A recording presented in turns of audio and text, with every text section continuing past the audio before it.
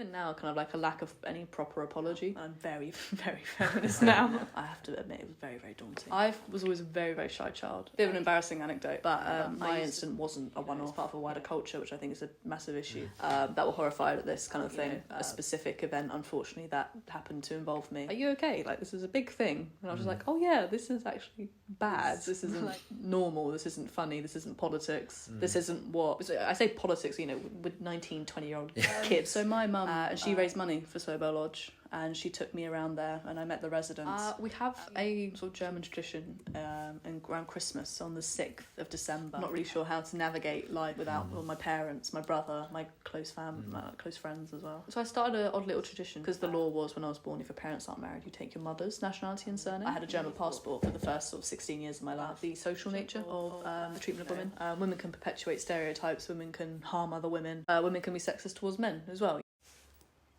Boys and girls, ladies and gentlemen, welcome back to my podcast, Coffee's on me, David Quan, where I strive to give guests legacy-worthy interviews that listeners can enjoy while cooking, commuting, relaxing, or walking their pets. Just weeks until exams now, but finding the time to grab a drink with my guest tonight has been a priority.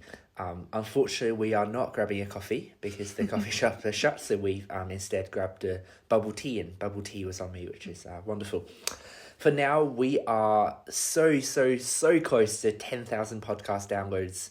And if you have been enjoying the discussions on Spotify, Apple Podcasts, YouTube, or wherever you listen to podcasts, thank you. And please do consider leaving a review and nominating a guest by contacting me via my Linktree, David Quan. Seeing this podcast on people's Spotify Wraps or receiving positive messages about their guests give me tremendous fulfillment. And I cannot thank all the guests enough for their courage and insights. For those new to the podcast, welcome and thank you in advance for your engagement. Please know that I don't take your time and feedback for granted, because when I started this podcast at a low point of my time at Cambridge, I was mostly just nervous about humiliating myself. But I went ahead with this passion project based on 3 ideals that still make up the content description for every single episode. First, a purpose of giving. Second, learning from others. And third, sharing of stories. Given my many inadequacies, I will certainly listen back to laugh at how naive I am, but I genuinely maintain the deep conviction that this passion project, if wholly true to those founding motivations about giving, learning and sharing, is a worthwhile pursuit. So on to my very unique guest. Ellie Breeze is a second-year HSPS student at Peterhouse, University of Cambridge. She served as Equalities Officer at the Cambridge Union in Michaelmas 2022, and was Chief of Staff for Debates in Lent 2023. She is currently the Vice President of Peterhouse JCR and Secretary of the Marshall Society. In her spare time, she rows for her college and is a keen long-distance runner. Ellie, delighted to have you here, and I hope you're enjoying the bubble tea. How are you today? I'm delighted to be here, David. Thank you for the tea. I know it was a bit more expensive than a coffee, I can imagine. That's okay. I really appreciate your time amidst exam term. What activities have you been involved in Cambridge this term? Because I understand Easter is usually a little different. Honestly, mainly just trying to recover my degree. I think the library's seen more of me than my friends have. Again, elephant in the room is the union. We've both been in it. There's some parallels in our journey. We were both Equalities Officer, which I'm sure you have done a much better job than I had. We both ran for president. We both lost. And I think both of us, as we were saying on our walk, we've both learned a lot from that experience. And I'd love to give you a chance to share some of your reflections, but it might be better if we don't start at the union. Would that be okay with you? Yeah, of course, definitely. Instead, I want to start with your voluntary work at your local care home, because I saw that you won the Kent Volunteering Award. Gosh, yes, done your research. Yeah, I started volunteering in year 9, so when I was about 13 or so. Sobo Lodge is a brilliant care home. It's for residents with physical and mental disabilities. So I'd go there sort of once a week, play games to try and sort of develop their motor neuron functions, but also what I found was just to be a companion and a friend to a lot of them. Unfortunately, the pandemic, one of my close friends at the care home passed away, which was quite a difficult experience. And I have to confess, I have struggled to go back since then. But it was an incredible experience, and the people that I met there I keep in contact with, and they're so amazing. Why did you decide to do the volunteering there? Because, 13-year-olds usually have other things to think about. So my mum, as you said, sort of I love running. My mum sort of got me into running, and she ran, I think it was the Paddock Wood half marathon, and she raised money for Sobo Lodge, and she took me around there, and I met the residents, and the lady in charge, Leanne, spoke to me and said, if you ever fancy coming along and helping out, we'd be more than happy to have you. And the rest is history, so to say. That's wonderful. And were you in London at the time? No, so Sobo Lodge is in Staplehurst, sort of a small village in which I grew up, which was quite handy because it was only like a 5-minute walk from my house. Oh, okay. So where is your family based? Yeah, so we live Kent, so like South Kent, near Maidstone. A lot of people know. We're a small village, just sort of off the side. And have you moved houses throughout your childhood, or that's just your base? No, so my mum's actually from Germany. My parents met when my dad was working in Germany. Wow. They lived there for a couple of years or so. Moved over. Were you born at the time? No, so I always joke that my first flight was when I was sort of in my mum's stomach, because that's when she moved over. So I was born in this country, born in London, lived there for a couple of years, and then we moved, and we've sort of stayed there ever since. That's why you're such a high flyer.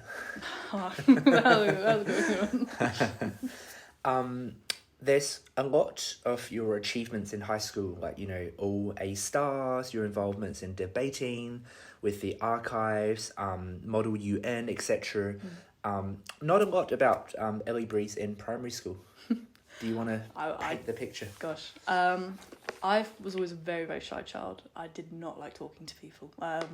There's actually a bit of an embarrassing anecdote, but I used to spend sort of break times in the library with a couple of the teachers, a couple of other kids, just sort of reading, organising the bookshelf.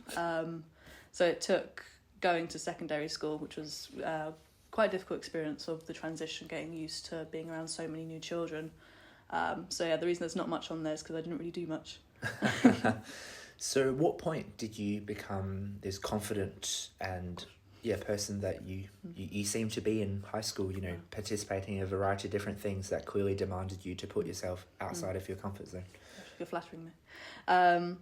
No, honestly, I think it was more a combination of my family encouraging me a lot. My mum's a massive inspiration, and she's sort of been my support throughout my entire life. She always says the moment she sort of noticed that I actually was able to talk in front of people was a debating competition that I did in year 9 with a couple of my friends. Terrified, absolutely. I think I never thought I'd sweat so much in my life. But I stood up, I just sort of loved it. That kind of exchange of ideas. Do you remember the emotion? Ooh. No, I remember that I stood up and I made a speech on the wrong side of the motion at first. And then I got incredibly embarrassed, and my mum thought, she's done, she's over. But I got back up and I debated the right motion. And that's sort of when I think I kind of recognised that it's not that deep what people think about you. You're there to learn. They're there to learn. And I think that exchange of ideas, like I said, is what kind of clicked for me with debating. Debating is obviously something that you had made great strides since that debate, eventually leading your school's debating society, being vice head for the Harvard, Model UN delegation. What other hobbies did you have around teenage years? I think it was predominantly running. I used to do competitive athletics when I was younger. Competed for the county, which was good fun. What does that mean? Like, does that mean you need to get a certain time and then you get selected, then you then run against other counties and cross countries? Yeah, it's so my club was Paddock Wood Club, which is athletics, so it's external to your schools. So I joined that when I was quite young with my brother. Just sort of run when they notice that you're decent. They put you into sort of more formal training to sort of see how you respond to that. If you respond well, they encourage you to get participate in county competitions. And you got coaching through that? Yes, yeah, a lot of help. I owe my coaches anything and everything I've achieved. I guess I can only kind of reflect on my own like basketball experiences and growing up along with coaches. But in basketball in Australia, at least, you you get different age groups like under 10, under 12s, and then within each age group you got like Division 1, Division 2, Division 3, so that all kids can kind of train with people of a similar level. For running, is it just one big race and then you have age divisions as well. Sure. We sort of tend to organise it more sort of regional, county, national level. Okay. So you have like under 16s, under 13s, under 18s. But within those divisions, you can have heats. But I think what I did was quite simple. So we didn't have that kind of specificity. And what distance were you actually running at the time? What was it? Surely not marathon. Gosh, no. It was 1500 meter was my strongest. That's what I tended to do. I found I was not quick enough for anything shorter than that. Well, what I do find interesting about athletics, and that's different to debating, is that athletics is very black and white in that sense. You finish a race and you get a time, and you come back next week and you know whether you've improved or not. Obviously you can blame the weather and whatever, but the wind. The wind. So does that mean from a young age you already had regular benchmarks of how you were performing in life, like as in running life? Yeah. I never considered that. I think that's something I quite liked about obviously, like, because I do politics, and that tends to be, there's not really a right answer when it comes to that. So I think I liked sort of just comparing, debating, where it's more discussion to just running, where it's very simple. You either win or lose. I think that could be quite stressful sometimes. You found it stressful as a kid? I think I enjoyed it a lot, and it's something that I loved. I wouldn't have done it if I didn't love it. But, when you have a bad week, so to say, you have to kind of remind you. I'm sure you probably have the same in sports. You have to many bad weeks, far more bad weeks than good ones. You have to just remind you, it's not the end of the world. You can pick yourself up, brush yourself off. And that's just kind of something that you have to learn how to do. Did you have like the same coaches throughout these years, or did you change coaches like every year? We tended to change once every year or so, depending on how good you got. So obviously the best coaches were for the best athletes. I did not get those coaches. I was definitely not the best in our club. But you represented the county. Yeah, I think it was good fun. I represented up until a certain age group. And then when it got to the over 16s, so if I would have moved up into the under 18 category, I just didn't really fancy it. I thought I think that sort of something I'd outgrown. I wanted to do running more because I liked fitness, it. Just general fun. Like, it's quite social activity sometimes as well. Everyone thinks running is quite an isolating sport, but you can do it with your friends, do it with your mates. So I wanted to focus more on that aspect of it. So when you were competing, right, and you were running with friends, were you like chatting along the way, or was it very like narrow-minded, like let's win the race first and foremost and we can hang out later? Yeah, I think especially something that I found, I'm sure anyone that does sports can relate to this, is like the higher up you get, the more competitive it becomes. And I think that sometimes, because running in a competitive sense is a solo sport, unless you're doing relay or something like that, 1500 metres, I just have myself on the track. So when I'm standing at the starting block, like hearing the umpire count down, I can't rely on my teammates. Sure. I have to rely on myself. I meant like more when you were like training, like you were mentioning how it was quite a social thing that you can run together, like because you know that you got the competition in mind. Does that mean like when you train, you try and almost like mimic that competitive environment so that you'll be well prepared, or were you taking training more as a social, and then when it comes to a race, that's when you fully focus, if that makes sense? Yeah, no, I think the training was also quite competitive, because it's, at the end of the day, you are competing against the other people. You make amazing friends along the way as well. You all kind of have very similar experiences. Still in touch with them? Unfortunately not, no. I think because I stopped quite young, we all sort of went on our separate paths. I still have them on social media. I see the Instagram stories, the B-reels. But unfortunately, no, we don't keep in regular contact. Sure. Something I found really helpful, I guess, for like basketball was just having a few friends who we were really close, but we were also competitive in basketball. Like, most of them were like slightly better than me, so that I felt like if I say go home and do a few extra trainings, I can be as good as them. Like, they're not that much better that I feel like they're just hopeless. Did you have people who were just like maybe slightly better than you? And you're like, oh, I really want to like Lots. in 3 months' time, like be equal, that kind of stuff. Yeah, I think it was good having, like I said, I was towards the less fast end of our friend group. But I think as much as I say it was competitive, it was also quite collaborative. You know, we all wanted each other to succeed. You had that sense of a club community. So you use but, which implies that competitiveness and collaborativeness is almost like mutually exclusive, but are they? I wouldn't say so. I think it's like I think it depends a lot on the sports. Obviously, you do basketball, which is primarily a team sport. Obviously, you have yourself first and foremost, but you know you have to rely on your teammates, make sure that they're doing well as well. Whereas running, especially 1,500 meters and the solo sports, it is slightly more. You know, you have to earn your slot there, and it's only you. It's not really your teammates. Okay. What kind of report card comments were you getting in school? Take me back to bad memories of parents' evening. I'm sure yours are very good. Usually fine. Usually just kind of like she needs to focus a bit more. She's a bit chatty, especially in sort of year 11 when it got to actual GCSEs because teachers got a bit more lax. So yeah, probably just needs to focus a little bit more.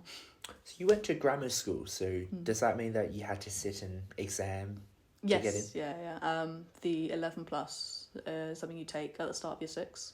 So when you're like 10, turning 11. Well, you clearly done well, but did you prepare much for it, or you just went in and? No, so I scraped it.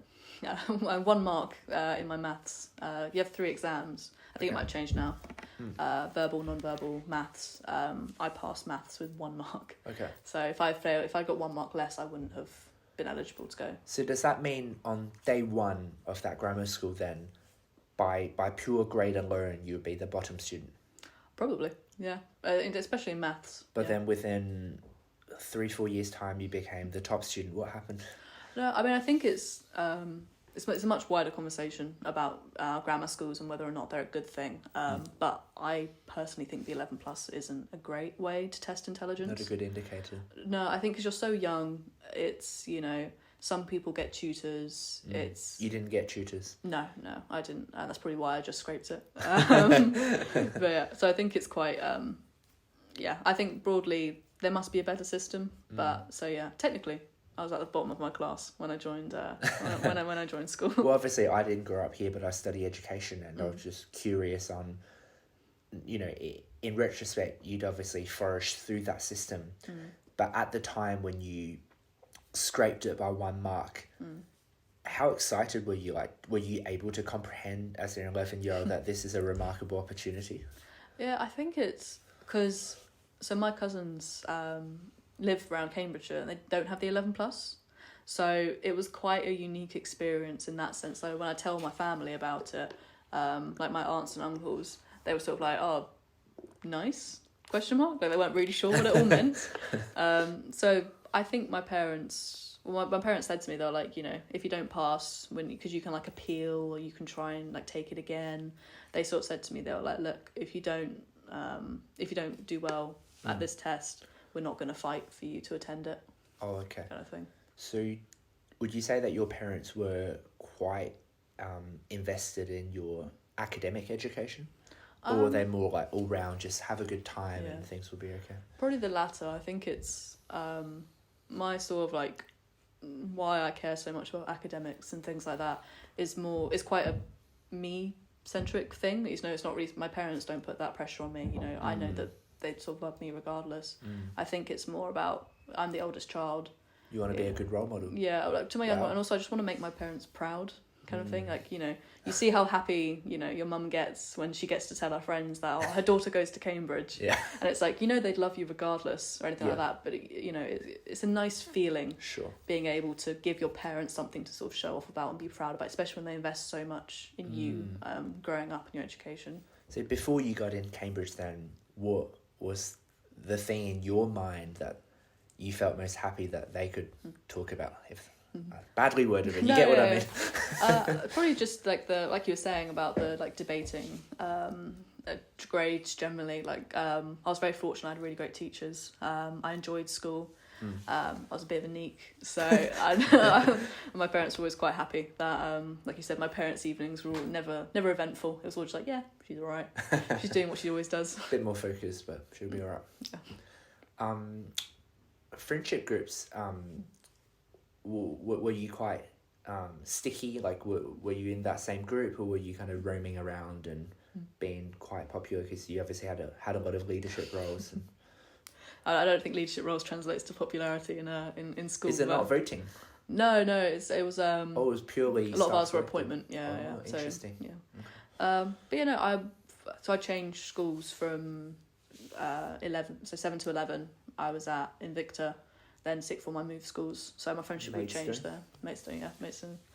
But yeah, I think I've always been very, very fortunate and very lucky to have really good people around me. So it's a mixed gender school. So Invicta was single sex, girls only, and then Maidstone was previously it's single sex, all boys from 7 to 11. Okay. But then sixth form they allow girls in. What's the proportional difference then?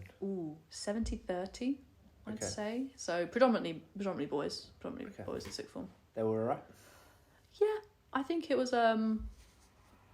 as part of a much wider conversation, but let's have that later then. Yeah, let's say that one because it's a very long tangent. Okay, so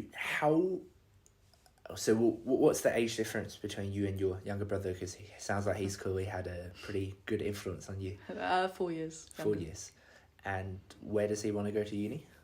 He doesn't want to go to uni. Vocational then? Yeah, I think he's sort of figuring out what he wants to do. I think he wants to be a chef, last I heard. Oh, so. Cool. Good for the family. Yeah. Are you a good cook? I like to think so. Not a very good baker. Better cook. Any signature Ellie Breeze dishes? I love a curry. I do love it. I think the spices that you use are so different to sort of other dishes. And there's so many different combinations that you can sort of explore and play with. I mean, 4 year age gap is quite an interesting dynamic because you're obviously substantially older, but I guess for at least the past 10 years there could be pretty regular dialogue. So did you play together? What was the dynamics like? Yeah, we're a very close family, especially the immediate family. So mum, dad's, me and my brother. My parents were always very keen on. My mum grew up only child. My dad's the youngest by 10 years, so pretty much an only child. Yeah. So they were always very, very keen on my brother and I being close. So we grew up together. I consider him quite close. Does mum still have roots in Germany? Unfortunately, a lot of the family has passed away.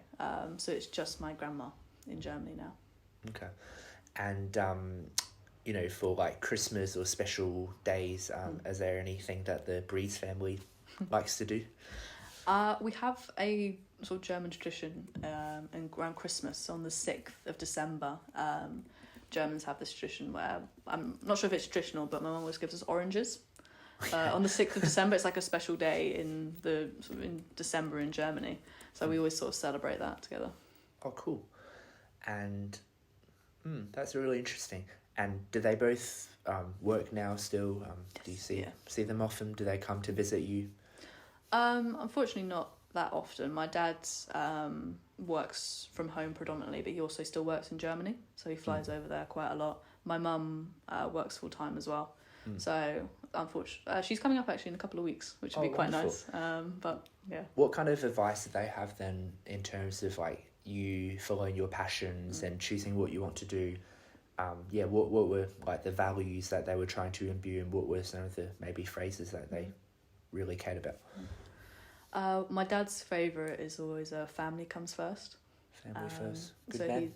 He's very very family oriented. And my mum sort of said you're there to do a degree, not to do all these other things. So she always encourages me to explore what I'm enjoying. But she always says at the end of the day, you're there to do a degree, which I forget a lot of the time. Should we end this now so you can go back and study? I also run back to the library. You'll make my mum happy, I'll tell you that much. So they were more focused on like, you know, dad being family first, mum being like getting your priorities straight, but they didn't give you any like specific things like you should do this or you should do that or you shouldn't do that. No, so my mum never went to university, so my dad doesn't really have many fond memories of university. When he went, he said he never really took it seriously. Okay. So I think in terms of university experience, this is quite new for all of us as a family. So they didn't really have anything specific about this experience. Well, their girl goes to Cambridge. Yeah. So. That's wonderful. So at uni then, if it was quite new, you got your Cambridge offer. Obviously, there's a kind of delay in the UK where you get this offer, then you got to meet the condition, then there's another month before moving in. During that process, like, how were you able to basically come to terms with the enormous opportunity, which I'm sure you were on the one hand excited, but on the other hand probably quite daunted, as we all were. Yeah, I think a drawback of being so sort of family centered is you don't really know how to act when you're not in that little bubble. So I think although I was very excited to go to university, there was also that kind of a bit like I'm not really sure how to navigate life without all my parents, my brother, my close close friends as well. So you hadn't, until moving into uni, basically spent extended time away from family? I went to Costa Rica in the summer of 2019 for about a month, but I think that's probably the longest I've ever spent away from my family. Yeah. Why were you there for? Volunteering work. We helped sort of clear up beaches, tag turtles, wildlife, rescue, stuff like that. I mean, quite a lot of people. Oh, so that was that via your school? Sorry. Yes, yeah, it was. Yeah. Okay, cool. And I guess what I was trying, I got sidetracked. So many people I speak to, you know, before coming to uni, they're like so excited to move away from family and gain that independence. It actually sounded like you were, you wouldn't have minded another year with your family. Yeah, it was probably, in hindsight, definitely a good thing. You know, I think everyone has to go through that experience of becoming an adult in their own right, discovering what they enjoy. I'm sure you probably had that to an extreme, moving away from Australia. Yeah. But yeah, it was a good thing overall. But I have to admit, it was very, very daunting at the start. Yeah, absolutely. And first week at Cambridge, what memories have you got? Unfortunately, not very happy ones. So it's really not a very light topic of comment. It wasn't. Like I said, I think I struggled quite a bit settling in. You know, being away from family. But you know, I'm very, very happy now. I wouldn't change anything. In terms of you've obviously achieved a lot, and I can see that you care about doing your best effort and caring for the community through your community service projects. How did you go about setting goals over the years, and have that changed? So I started an odd little tradition when in 2018, at the sort of turn of the new year, I write down sort of 10 goals I want to achieve over the year. And then at the next year, I go through, check them off, see how I've done.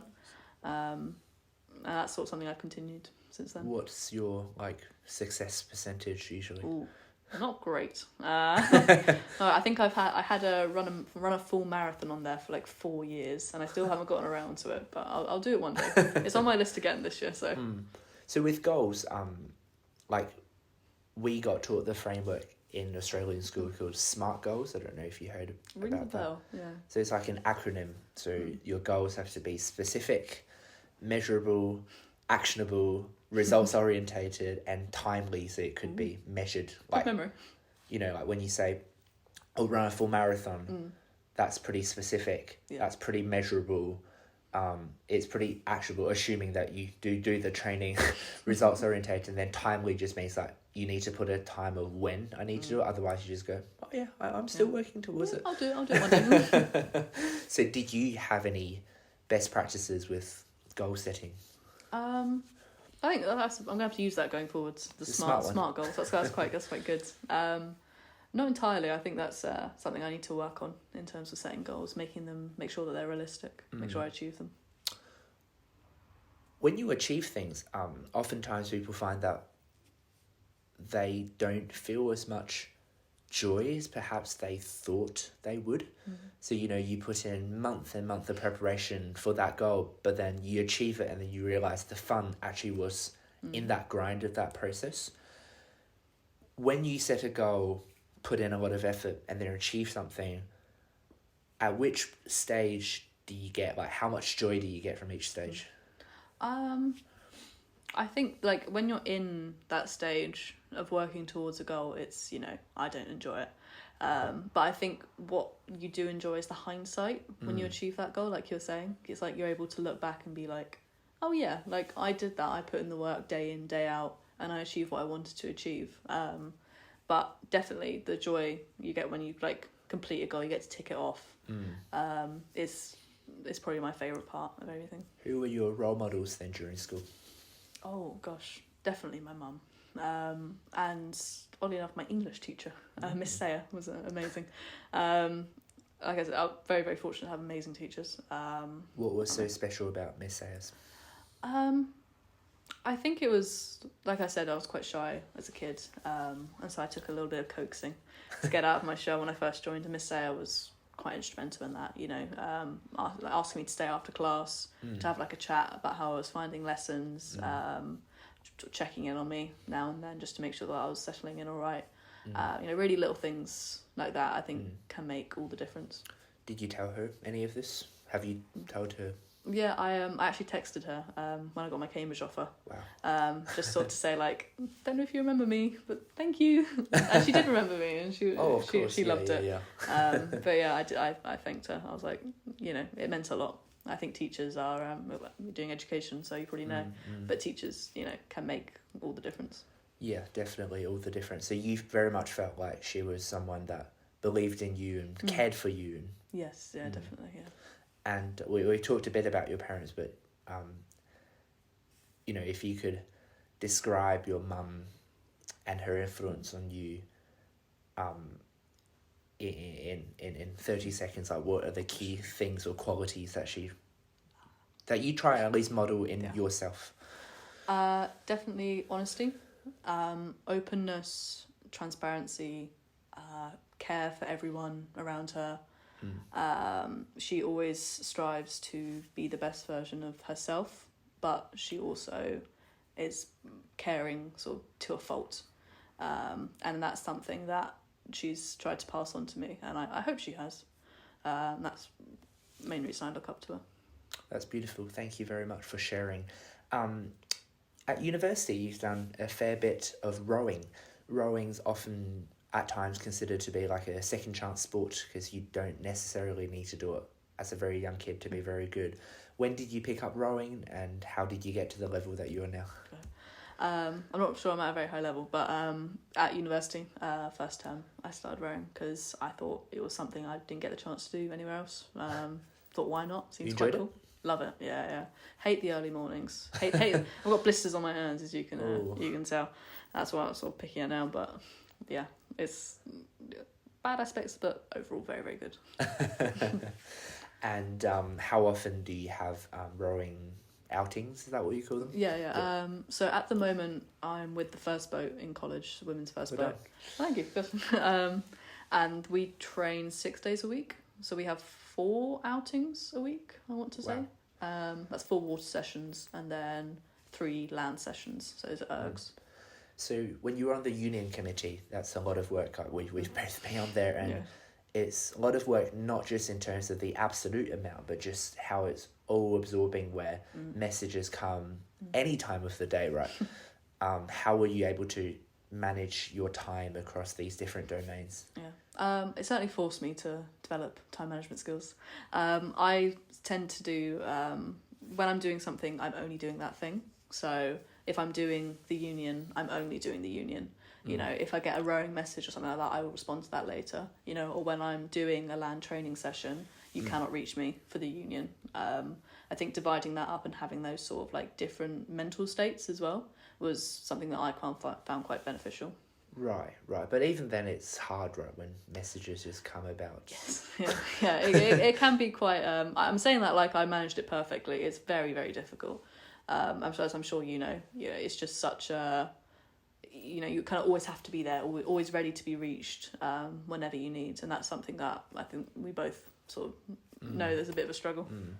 I remember, obviously, I was Equalities Officer for Lent 2022, and you were always doing the stewarding. You had your high vis and giving out microphones and everything, and you were in quite a few of the photos that we're a part of as well. When did you actually join the union? Lent, so your term. Oh wow, that's the first term. Very first time I joined, yeah. Hope I didn't give you a terrible impression. No, it was your how to get involved guide that encouraged me to get involved in it. That sort of told me what EMing was. That's why I started it. Oh, wonderful. I'm glad to hear. I'm sorry to mention the union, but let's delay the union a little more. We're going to procrastinate on that. Music to my ears. It's a big topic. Any secret talents that you have? Oh my gosh. Probably not secret. I can speak German fluently. Pretty good at Spanish. I quite like languages. Oh, okay. That's sort of like one of my guilty pleasures, learning languages. So like you just sound like Duolingo. Yeah, I love a bit Duolingo. Yeah. So I tried to learn French as well when I was young. I thought I wasn't quite good enough to put on my LinkedIn as a proficient. So I thought I'd leave that one out. So Mum's obviously fluent in German. Yes. So you speak with her. Yes, yeah. My dad doesn't speak German though, despite working in Germany, which is a bit silly. But so my brother as well doesn't speak German. Okay. When did you start German then? Just always sort of around the house. I think I'm slightly, because my great grandparents and granddad unfortunately passed away before my brother got the chance to get to know them, the ones in Germany.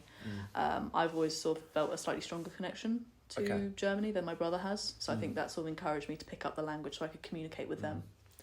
So you obviously grew up in the UK, but do you still feel like being German's a big part of your identity?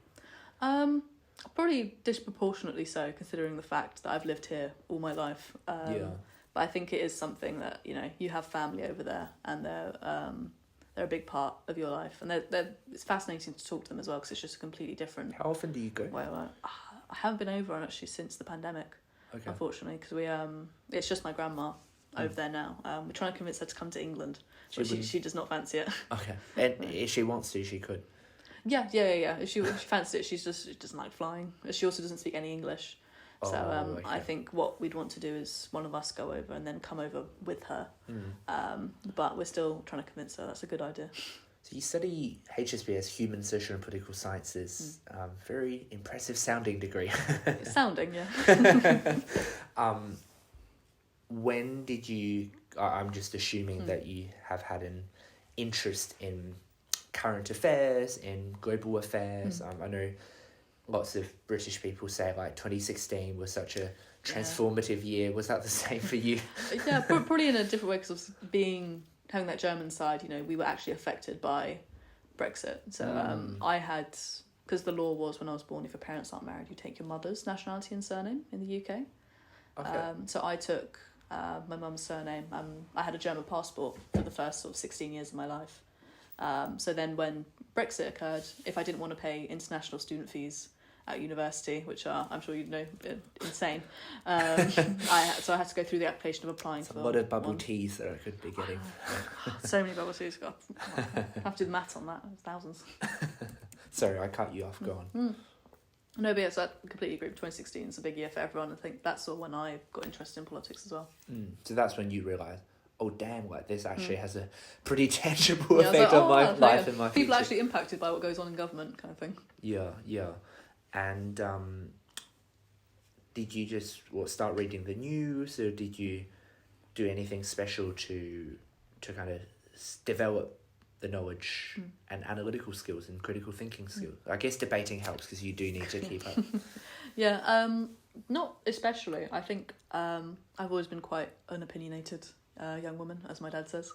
And we always used to discuss politics around the dinner table over dinner. And so that sort of encouraged me to have engagement with my dad on political issues. So you were opinionated. That's a pretty loaded word. Does that mean like you did a lot of reading and then you held strong views and you expressed them, or did it mean that whatever just came to mind, you said them? Probably the former. I think it was, you'd see, obviously being on social media, you'd see issues coming up. So I remember quite distinctly the Black Lives Matter protests in 2020. Obviously, a massive political event that happened in a lot of our lifetimes.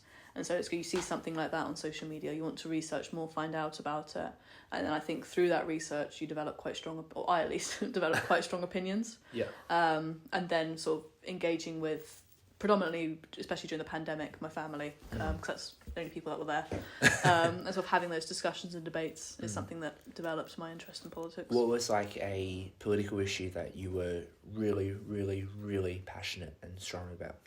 I've always been very, very into feminism and sort of women's issues, women's rights. I remember the sort of Sarah Everard case quite vividly. You know, issues surrounding attitudes to women in society is always something that, you know, I love researching. I care quite obviously for personal reasons as well. I care about a significant amount, and that's something that I love discussing. Any other issues that you were passionate about? I think sort of British politics more generally, but also the Brexit referendum was quite like European relations more generally. I think on a personal level, obviously feminism, women's issues, but I think more generally it was quite like international relations, like how does the UK relate to other countries? Like how do we help other countries? How do we help our own population as well when it comes to issues? Okay. And is there any like positions that you've taken over the years that you're now rethinking? Gosh,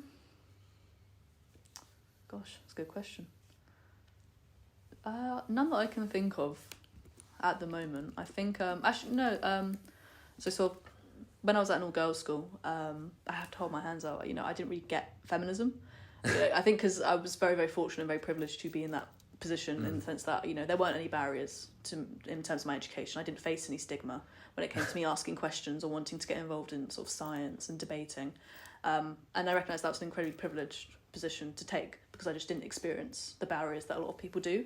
And going and experiencing sort of sexism, misogyny, first at sixth form and then more broadly at university, it's sort of something that I recognise I was wrong, I think, on that issue, in the sense that my take was very insular. When I didn't see the point of feminism, which is something that I've sort of completely reversed now. And I'm very, very feminist now. What does feminism mean to you? Gosh. Very, very briefly, just sort of inclusion, acceptance, respect, safety as well. I think from respect comes safety, because if we're respected as individuals in our own rights, we're less likely to be seen as sort of objects or things to be sort of attacked or commented on, you know, verbally or physically. And do you find that with your kind of university studies, right, with HSPS, there's a lot of kind of critical theories that has helped you to better dissect the social realities? Yeah, I think Bell Hooks, like her Introductory Guide to Feminism is a book that I always recommend to friends and family. Because I think that's an incredible introduction. So if your friend came to you and said, "Oh, I'm kind of interested. I might check out that book a bit later, but can you give me the key points?" What would you say? So Bell Hooks, her main point is about the social nature of the treatment of women. So obviously, legally, women in this country are entirely equal to men. You know, there are no legal barriers preventing us from accessing any spaces or anything like that.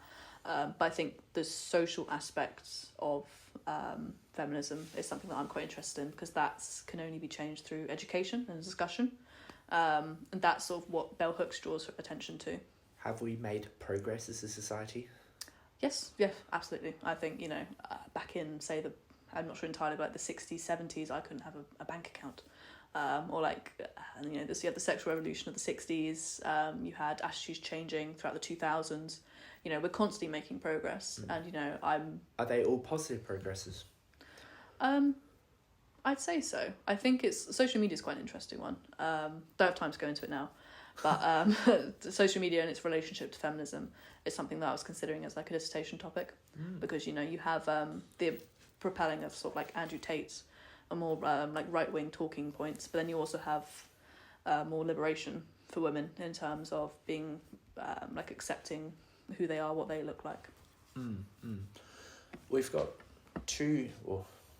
I've got two directions that we could take this conversation, and I can give you the chance to choose. But you can also pick your third, and we can, yeah. So I guess we're talking about feminism now. Obviously, misogyny was something that you put on your form to talk about, and obviously recently with the articles and the discourse around Cambridge, I think that's a big topic.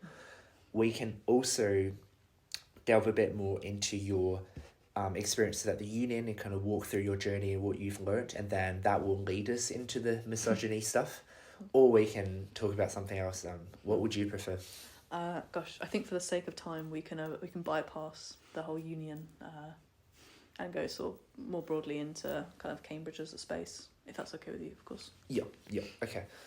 I guess, yeah, in the context of giving you a legacy-worthy interview, key moments of your university time, I think your Facebook post obviously was a very courageous move to come out and speak, and it obviously garnered a lot of really good attention and started discussions. Even though I wasn't really centre of the union, I still heard people talk about it. So it might be worthwhile, if you don't mind, I might just read out just to keep it. Just so people know the context as well. Yeah, of course. Yeah. I thought it was very, very admirable of you to draft that and to post it. Thank you. Very kind. But then after I read it out, maybe, I just want to ask you how you came to the decision to write this, because I can imagine it would have been quite a distressing... Yeah, anyway, I'll read it out. So the TLDR is, it's been a long 2 terms. Hold your friends accountable. In October 2022, whilst I was serving as Equalities Officer in the Cambridge Union, I'd attended a party with friends, got drunk, and left at the same time as a male friend of mine.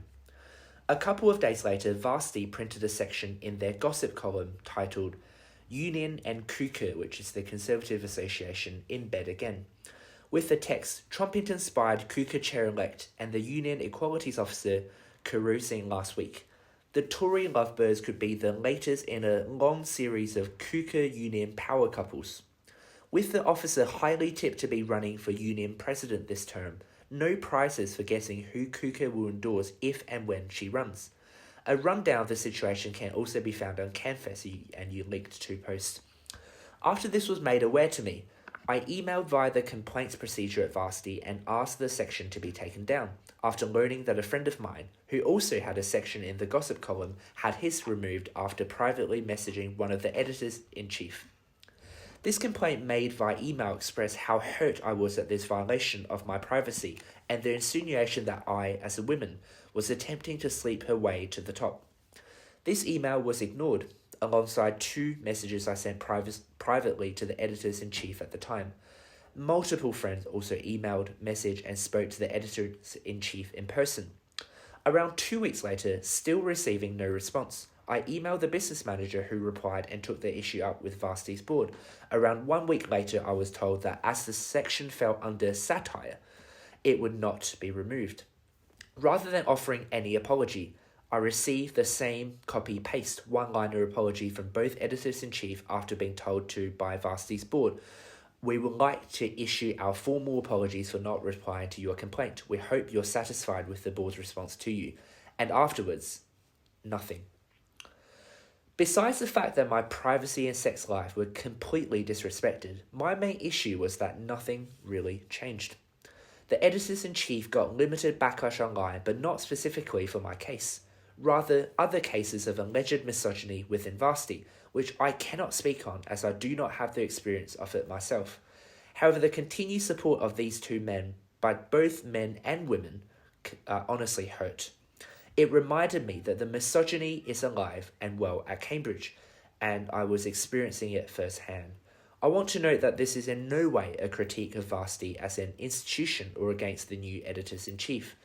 After this, who I was sleeping with remained a hot topic of conversation, as after nominations closed to the union, I was apparently very busy trying to sleep my way up to the top, which clearly didn't go well with the assertion that I slept with my nominator, and that's how I got that nomination. Outside of the elections though, what really hurt, especially recently, has been the way that individuals who spread these rumours and published the gossip column were able to continue life normally without any repercussions. I often feel dramatic for still being so affected, but I've recently realised that nothing can change unless people say something. I'm not posting this out of vindictive spite or anything like that, but the lack of accountability that people have experienced after engaging in what's, in my opinion, blatant misogyny has been difficult to see and experience firsthand. Women at this university deserve better than peers that support and condone misogyny and hate.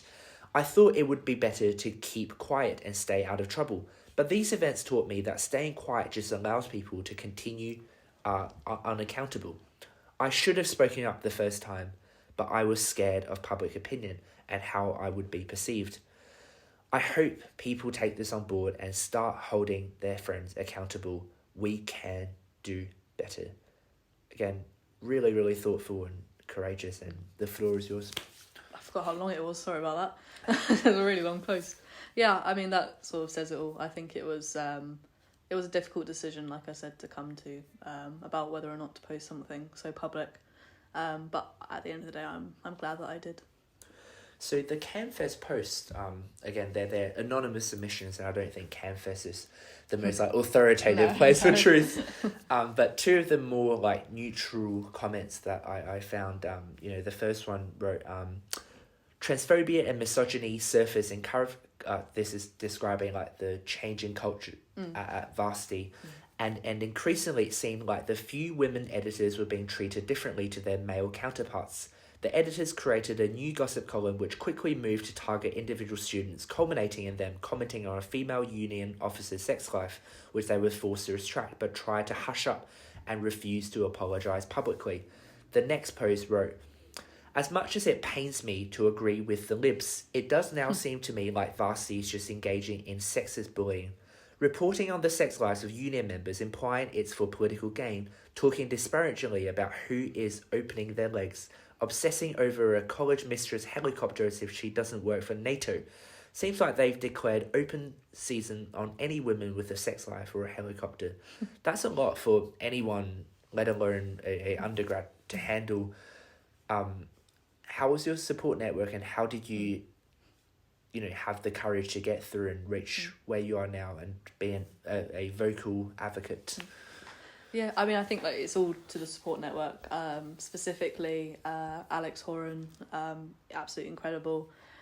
Max, Alistair, Ed, Gina, everyone sort of around me, college friends as well. It was it was almost embarrassing, I suppose, to have this occur, which I suppose is a very odd feeling in relation to this.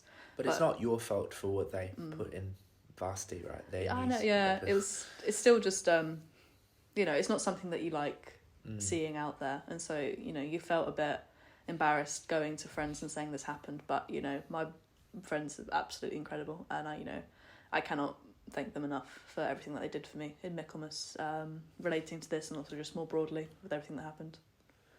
Were you surprised at how this all played out? And just obviously no one can expect it, but obviously politics is not always the nicest scene.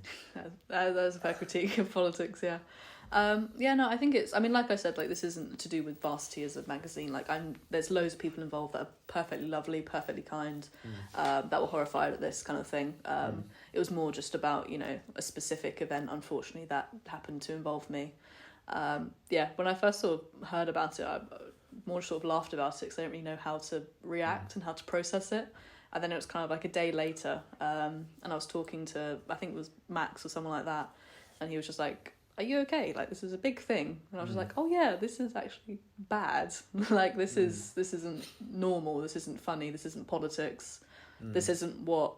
I say politics, with 19, 20-year-old kids, we're not doing politics, we're just in a society. That's all when I realised, I was like, yeah, this shouldn't be normal, and it isn't normal. And that's sort of when it kind of hit me. I was like, oh yeah, this is kind of a big thing. So I think, obviously, I need your help here as well, because I don't want to assume anything, and I'm sure there's a lot that I can learn as well. But so in those moments, obviously a few people's actions have disproportionate effects on other people, and it's clearly hurt you in this case, and it's really unfortunate that's happened. Did you kind of lose faith in your fellow students or the particular group of people, or were you able to... Yeah, I don't know. It's hard for me to empathise, and I just don't want to assume anything. Okay, yeah. No, I wouldn't say I lost faith in students or anything like that. You know, there's always going to be people that you disagree with, people that you agree with, people you like, don't like. I think I've kind of gone past the whole, like, being angry stage. It's more just... I think it was, like, disappointing is probably the best way, especially when it comes to, you know, continued support and kind of like that lack of, you know, even now, kind of like a lack of any proper apology. I think still, like, it's something you forget, you know, you're just going about your day and then you're like, oh yeah, forgot this happened. That sucks, you know. How much would it mean to you in terms of your everyday mood if you got a proper, heartfelt, sincere, in-person apology? I don't think I'm going to get that, so... but, no, I mean, like, overall mood, you know, this isn't something that, you know, is in my day-to-day life, but, like, as I've, you know, I spent Lent term kind of away from student politics, away from the union. As I start to sort of come back to both of those things now, you know, it's something that, you know, you get nervous about. Like, I always kind of overthink whenever I'm hanging out with, like, a male friend of mine. I'm like, you know, it's completely irrational, but you think, like, what if someone thinks, like, I'm sleeping with this person, or, like, what if someone spreads that rumour that, you know, they've sort of seen me go off with someone, you know. It's just... It's a difficult mindset that I was in Michaelmas, which was quite toxic. And so I'm very happy that I had that break in Lent. And I think it's difficult because so many of my friends are in that kind of scene, but it's also managing my own emotions and headspace when it comes to that. Right. And obviously at that time you had your elections coming up. Do you feel like this was predominantly driven by, like, power, like, political maneuvers, or was it just a personal attack, or was it just in general that these men were just finding every opportunity to degrade women? And I don't know, like... No, I don't... It wasn't, you know... I think sort of Alex and Gina wrote an article, actually, in Varsity about this a little while ago, and they said a line which I thought was really, really relevant to it, is, you know, people assume people involved in, like, the political scene in Cambridge are, like, Machiavellian... like geniuses, or like constantly doing political maneuvers. Like, we're not, you know, we're quite stupid sometimes. We're just, you know, 20-year-old kids, you know, playing politics kind of thing. So I don't think it was anything like that. I think it was just an unfortunate situation that I happened to be involved in. Yeah, obviously Gina and Alex published the article, Cambridge left-wing men are misogynistic too, and I think as I read it, a few kind of key parts stood out, and hence why I kind of asked about how you interpreted how much politics was tied in it. So in the article, they, in the first paragraph, where they wrote, I found myself standing dumbfounded in front of a man trying to convince me that publicising details of a 19-year-old girl's sex life was okay because she was a quote-unquote future Tory MP. He seemed to forget that I too was not the Tories' biggest fan. 20 minutes earlier, I had to explain to another man that the phrase "the opening of one's legs" was in fact misogynistic. He had tried to defend it as a reference to the scheming of men and women, seemingly forgetting the mechanics of intercourse, or at the very least the historical context of the accusation that women are sleeping their way to the top. I mean, yeah, I just like quite, I guess, disturbed that, you know, I just can't imagine what you and other people would be feeling on that. But, you know, later on in the article, they wrote, but this Michaelmas was different. What was so dangerous about this kind of misogyny was that the men perpetrating it were seemingly unaware that it was misogynistic. To them, it was anti-establishment or anti-Tory or anti-nepotism critique. But when your criticisms and attacks on these things are framed around historically sexist sentiment or only levelled at women, when you're friends with men of similar views, your credibility crumbles. You're attacking a woman because she is a woman, not because of anything she has done. You obviously agree with these sentiments, so is there anything that we as a student body, as men, like, what do you wish people would know and just... Yeah, I think it's just the importance of holding your friends accountable. You know, it's something that I will always advocate for, which is, you know, even if you think it's funny or if it's, you know, just an offhand comment or a joke, you know, the really little things can make a massive difference. I think a lot of people forget sometimes, I'm sure you've probably experienced this as well, but, you know, a lot of people involved in the union, in student politics, you sort of forget that they're people as well. You know, we're university students, we're trying to do something that we care about. And like, you know, Alex and Gina spoke about it, you know, my incident wasn't a one-off, you know, it's part of a wider culture, which I think is a massive issue.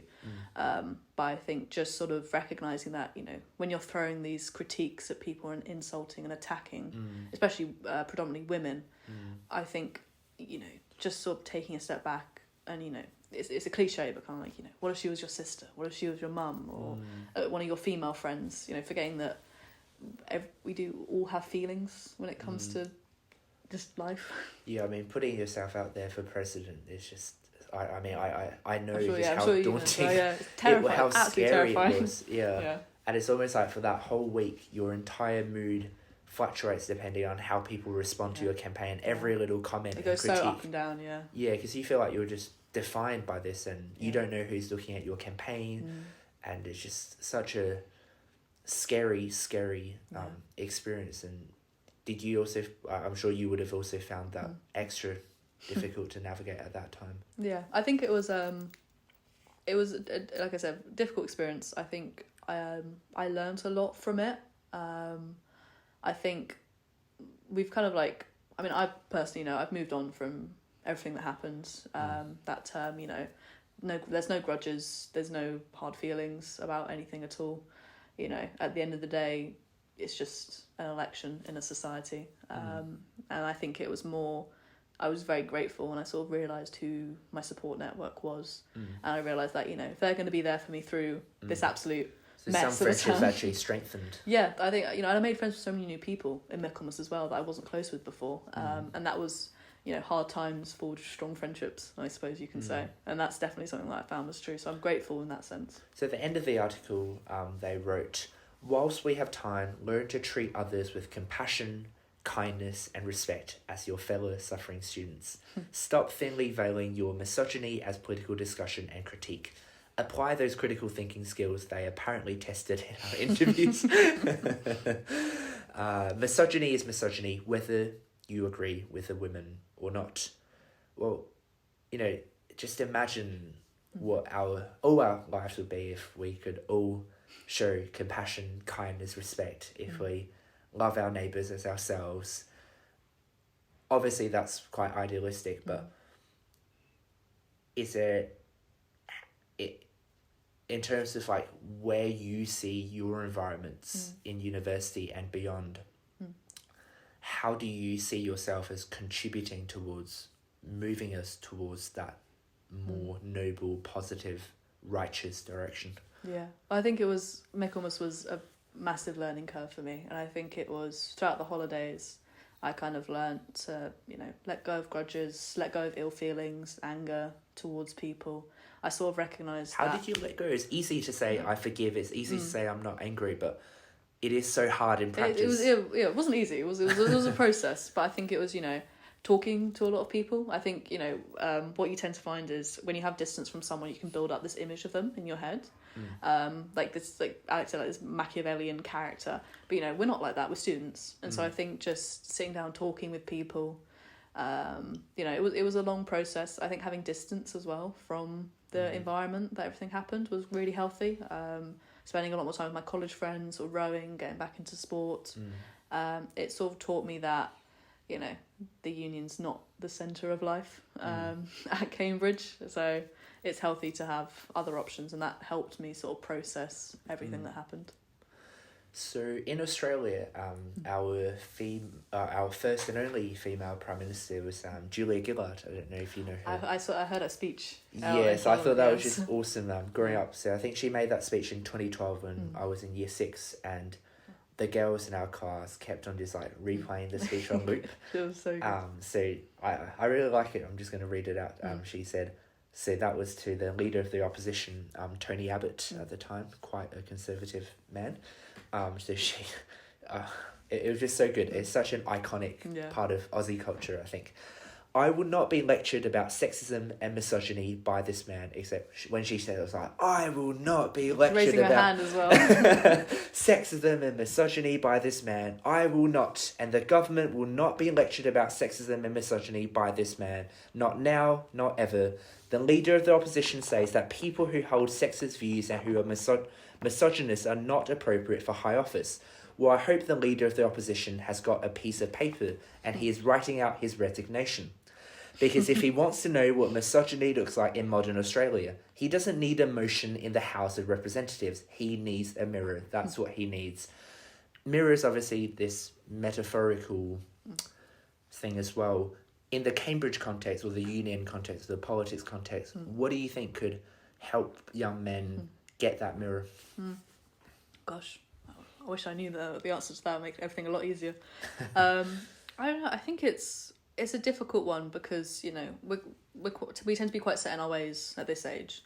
But I think, you know, it's never too late to encourage those sort of values of compassion. Because you also need, obviously, a speech like that makes a very clear line between men and women. But obviously, in order for us to reach the compassion, the understanding and the mutual empathy and diversity and respect, then we need to come together and...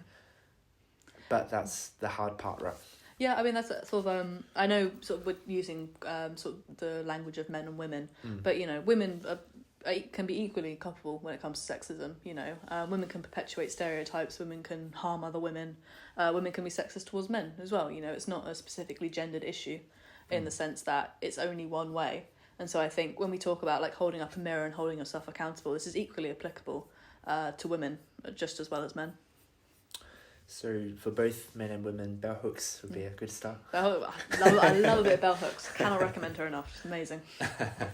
That's wonderful. And I mean, when you wrote out that post, it would have been just a deep breath and it's out there. How did you react to the reactions? I wasn't expecting that many positive reactions. It was bless Alex was holding my hand as I clicked post. Wow. Because I was terrified. I was really, really scared. But just the outpouring of, you know, support from people, not just at Cambridge, but, like, you know, I think one of my mum's friends commented on it from back home, just being like, I'm so proud of you, Ellie, you know, that kind of thing. Yeah. It was quite emotional, honestly. Wow, that's awesome. Yeah, I guess in the context of, again, giving you a legacy-worthy interview, I want to give you a piece of recording that you can be proud of and captures a snapshot of who you are now that you can look back in 10, 20 years' time. I think we've covered a fair bit and gone quite in depth on some very sensitive topics, which, again, I admire your courage, I respect your vulnerability, and I think it's never easy to put yourself out there in the way that you have, I guess, role modelled for other people. I know that lots of people... That's too kind. Is there anything else that, either about any of the topics that we talked about, that you haven't had a chance to mention, or anything else that you want to be included, or else I've got some final questions to wrap up? No, I think you've done your research incredibly well, as always. Thank you very much. Let's do a round of rapid fire questions then. Gosh, okay, ready. What's your favourite board game? Ooh, chess. Ooh, interesting. Yes, I recently got into it.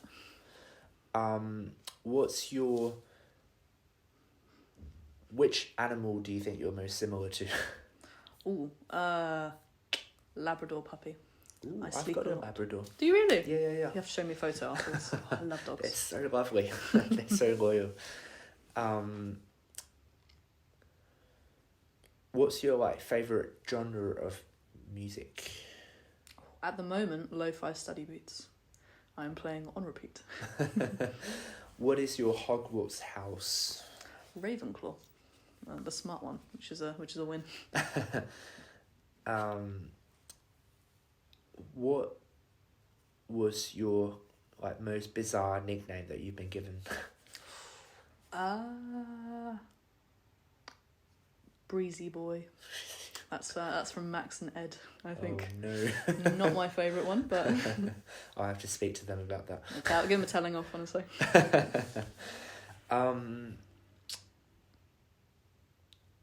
Is your bed made at the moment? Are you an organised person, basically? My bed is made. My room is a mess, though. Okay. So, no.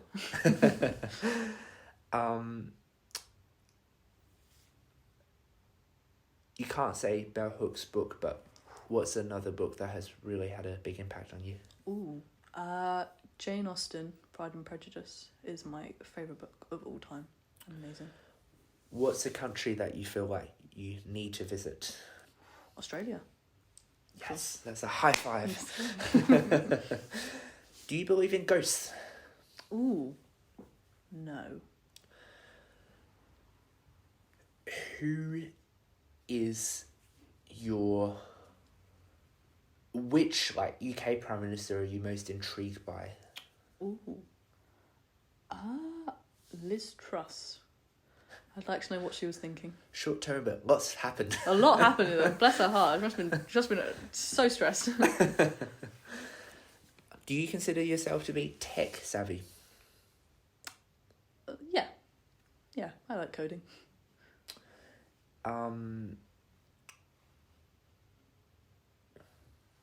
Would you ever consider living abroad?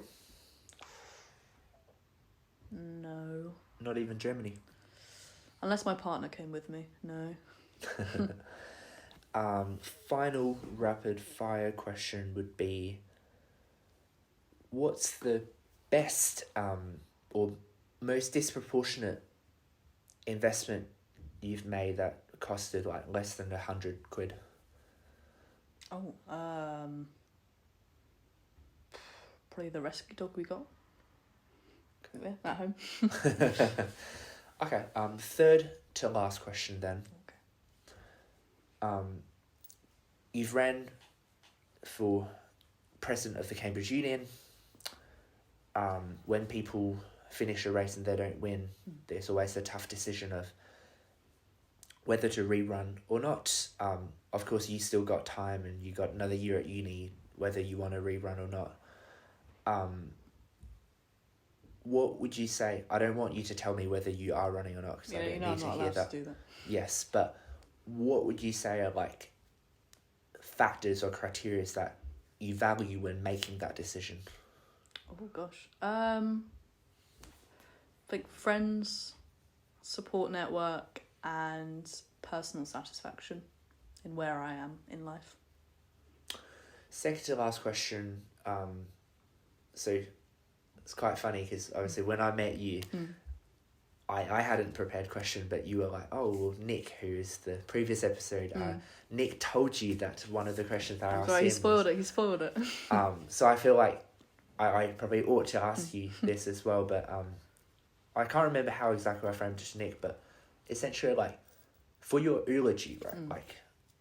It is obviously one of those key moments where people gather to celebrate our lives and the influences that we've had, the contributions that we've made, and I'm sure I hope that day comes, and very, very down the track. But you and me both. What are some things that, or words or phrases or whatever you wish to be mentioned that would make you really proud and satisfied and fulfilled?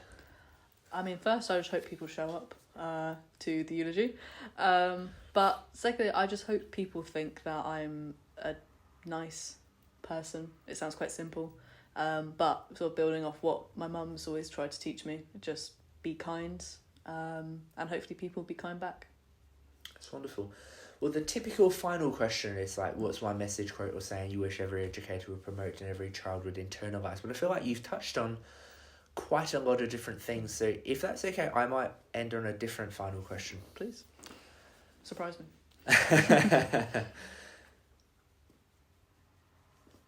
What do you think best in your view so far, and you may not have discovered the full capital T truth yet, but what do you think, either a philosophy, a religion or whatever, best diagnoses the human condition, what we all go through, and why do you think that resonates with you? Like, what's your basically philosophy on life? Gosh. Well, I feel like I'm in my HSPS revision right now. I